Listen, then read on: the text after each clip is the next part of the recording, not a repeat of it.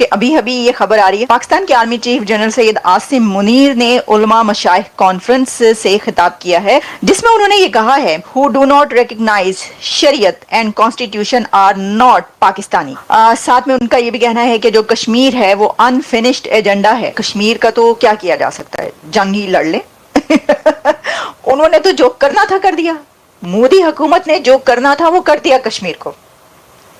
اب طاقت ہے اتنی کہ وہ جو ہے وہ کشمیر لے سکے، جو ایک پہلے سے چلتا چلا نعرہ آ رہا ہے، تو وہ یہ ہے کہ دہلی پہ جو آپ نے وہ جو ایک نیریٹو جھنڈا لہرانا ہے یا کشمیر جو ہے جنگ کر کے لینا، تو دیکھیں حالات کیسے ہیں۔ جنگ تو دور کی بات، تو وہاں پہ تو آئی ایم ایف کا پلان اپروو ہو جائے اور پیسہ مل جائے تو وہی اس کے اوپر جو ہے وہ کیا جا رہا ہے۔ اندر کی جو کرائسس ہے، پولیٹیکل ٹرموائل ہے، آپ اس میں دیکھیے وہ کیا صورتحال ہے۔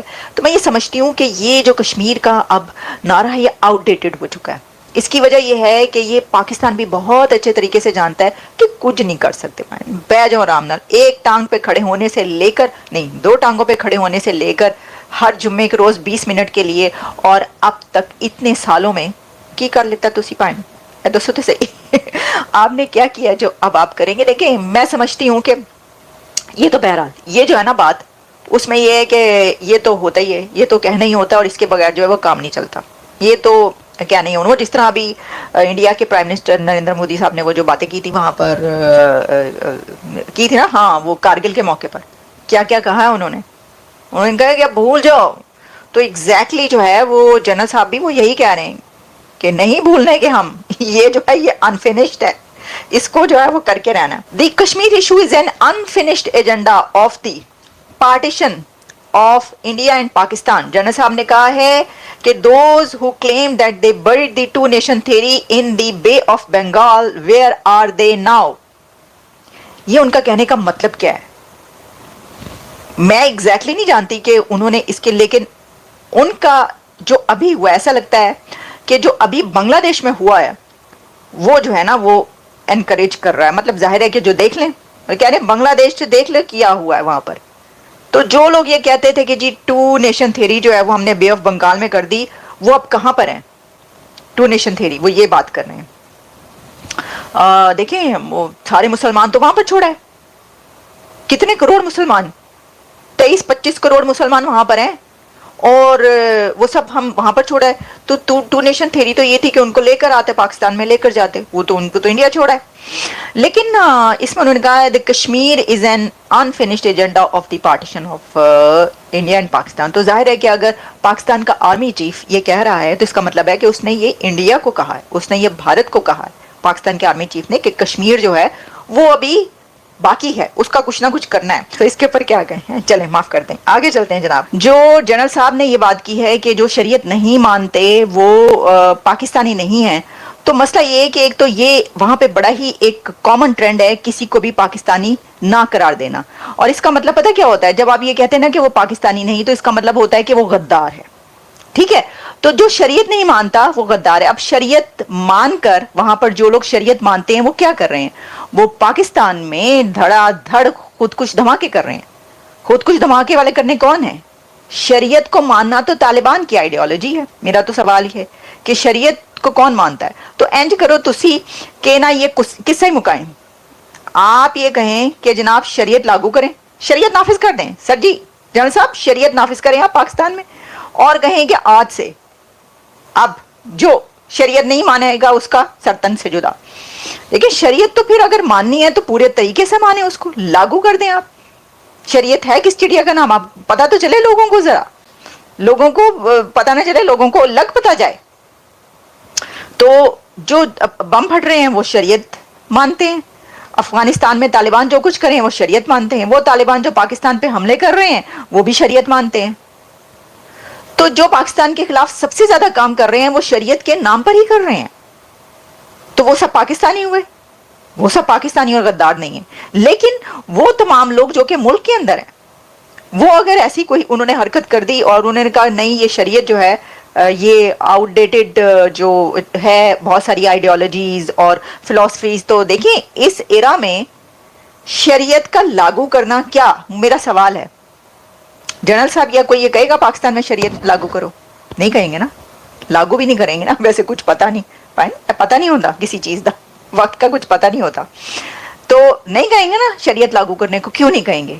आप मजे की बात, बिल्कुल सही कहा जनरल साहब। देखिए आप सही कह रहे हैं कि जो ये वेस्ट का लाइफस्टाइल सिविलाइजेशन है वो आइडियल्स नहीं है, लेकिन पैसा आईएमएफ से लेना है, पैसा भी आईएमएफ से लेना है, कर्जा भी आईएमएफ से लेना है, और कर्जा भी वेस्ट से लेना है, पैसे भी वेस्ट से लेने हैं, इमदाद भी वेस्ट से लेनी है, एड भी वेस्ट से लेनी है, लेकिन उनका लाइफस्टाइल और सिविलाइजेशन आइडियल नहीं है। बड़ी लोग तनकीद करें मेरे पर कि मैंने कहा कि यूके में रहने वाले जो लोग पाकिस्तानी हैं वो क्यों उन्होंने हालात यहाँ तक पहुंचाए अपने रवैये से और अपने रहन सहन से, और उन्होंने जो है वो वहां पर पहुंचकर वहां पे वो चौधरी बन के दूसरों को, गोरों को जो है वो उन्होंने पार्कों तक से निकाल दिया कि कुत्ते ना लेकर आओ, ये ना करो, सब कुछ करो।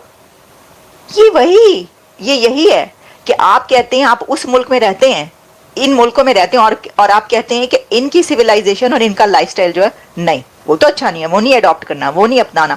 इसी तरीके से हम ये कहते हैं पाकिस्तान के अंदर, ये कहते हैं कि जनाब जो नहीं ठीक नहीं है, लोग खराब लोग हैं ये, लेकिन पैसा भी नहीं से लेना है, इमदाद भी नहीं से लेनी है, तो सारा सब कुछ जो वहां पे चल रहा है, सब कुछ हाथ में जो मोबाइल है वो भी यहीं का है।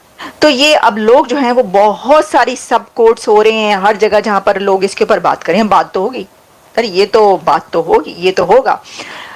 तो ये जो है ना गद्दारी के टैग देना, आई थिंक ये गलत है। अच्छा, साथ ही उन्होंने कहा है कि जो कॉन्स्टिट्यूशन भी नहीं मानते, जो शरीयत और कॉन्स्टिट्यूशन, ठीक है जी, जो शरीयत, सॉरी मेरा मोबाइल जो है इस वक्त थोड़ी सी गड़बड़ कर रहा है, लेकिन साथ साथ मैं उसको बार बार ठीक कर देती हूँ।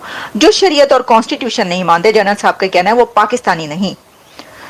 तो इसका मतलब है अयूब, याहिया और मुशर्रफ पाकिस्तानी नहीं, गद्दार थे। पाकिस्तानी जो नहीं होगा वो गद्दार ही होगा ना, कि भाई वो एक चीज नहीं मान रहा जो कि बहुत जरूरी है, तो फिर वो गद्दार होगा। तो अयूब खान, याहिया खान और general Musharraf, general Ayub Khan, general Yahya और जनरल मुशर्रफ, उन सब ने कॉन्स्टिट्यूशन तोड़ा।